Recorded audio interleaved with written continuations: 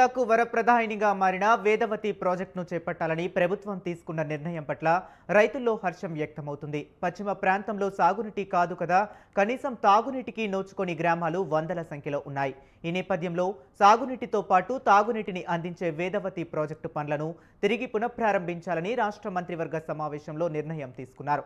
ఇదే అంశంపై కర్నూలు జిల్లా నుంచి మా ప్రతినిధి శ్రీనివాస్ మరిన్ని వివరాలను అందిస్తారు. రాష్ట్ర మంత్రివర్గ సమావేశంలో కర్నూలు జిల్లా పశ్చిమ ప్రాంతంలో గత తెలుగుదేశం ప్రభుత్వ హయాంలో టేకప్ చేసి వైసీపీ ప్రభుత్వ హయాంలో నిలిచిపోయిన పనులను తిరిగి ప్రారంభించాలని తీసుకున్న నిర్ణయం పట్ల కర్నూలు జిల్లా రైతాంగంలో హర్షం వ్యక్తమవుతుందని చెప్పవచ్చు. ప్రధానంగా కర్నూలు జిల్లా పశ్చిమ ప్రాంతంలో సాగునీటికి నోచుకోక వందల గ్రామాల ప్రజలు ఉపాధి కోసం ఇటు తెలంగాణ, కర్ణాటక ప్రాంతాలకు వలసలు వెళ్తడం జరుగుతుంది. కేవలం వర్షాధారంపై ఆధారపడి మాత్రమే పంటలు సాగు చేయడం జరుగుతుంది. సరైన వర్షపాతం నమోదు కాకపోతే మాత్రం ఇటు కూలీలతో పాటు రైతులు కూడా ఉపాధి కోసం ఇతర రాష్ట్రాలకు వలసలు వెళ్లాల్సిన పరిస్థితి ఏర్పడింది. ఈ నేపథ్యంలో కాంగ్రెస్ నేత కోట్ల జయసూర్య ప్రకాష్ రెడ్డి ఇదే విషయాన్ని అప్పటి తెలుగుదేశం ప్రభుత్వ అధినేత చంద్రబాబు నాయుడు దృష్టికి తీసుకొచ్చారు. ప్రధానంగా కాంగ్రెస్ నుంచి తెలుగుదేశం పార్టీలోకి చేరేందుకు అప్పటి కాంగ్రెస్ నేత కోట్ల జయసూర్య ప్రకాష్ రెడ్డి ఒక 2 ప్రాజెక్టులకు టేకప్ చేస్తానంటే తాను తెలుగుదేశం పార్టీలో చేరేందుకు సిద్ధమని అప్పట్లో ప్రకటించడంతో ఇదే విషయాన్ని కొంతమంది తెలుగుదేశం పార్టీ నేతలు అప్పటి ముఖ్యమంత్రి నారా చంద్రబాబు నాయుడు దృష్టికి తీసుకువెళ్లడంతో ఆయన ఈ మేరకు కుండ్రేవులతో పాటు కోట్ల సూర్యప్రకాష్ రెడ్డి చేసిన ప్రతిపాదనల మేరకు వేదవతి ప్రాజెక్టుతో పాటు గుండ్రేవుల ప్రాజెక్టుకు కూడా నిధులతో పాటు పాలనా పరంగా అనుమతులు మంజూరు చేయడం జరిగింది.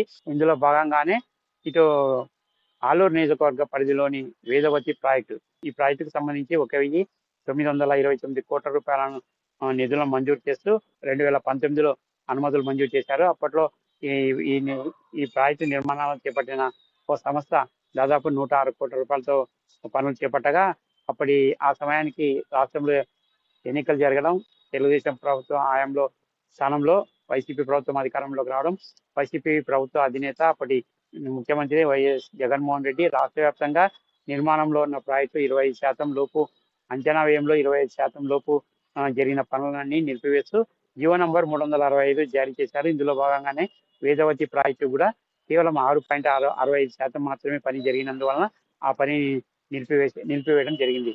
ప్రధానంగా ఈ వేదవతి ప్రాజెక్టుని తిరిగి పునఃప్రారంభించాలని నిన్న జరిగిన రాష్ట్ర మంత్రివర్గంలో తీసుకున్న నిర్ణయంతో ఇటు ఆలూరుతో పాటు ఆదోని నియోజకవర్గ పరిధిలోని కౌతాలం, ఆదోని మండలాల రైతులలో కూడా హర్షం వ్యక్తం అవుతుందని చెప్పవచ్చు.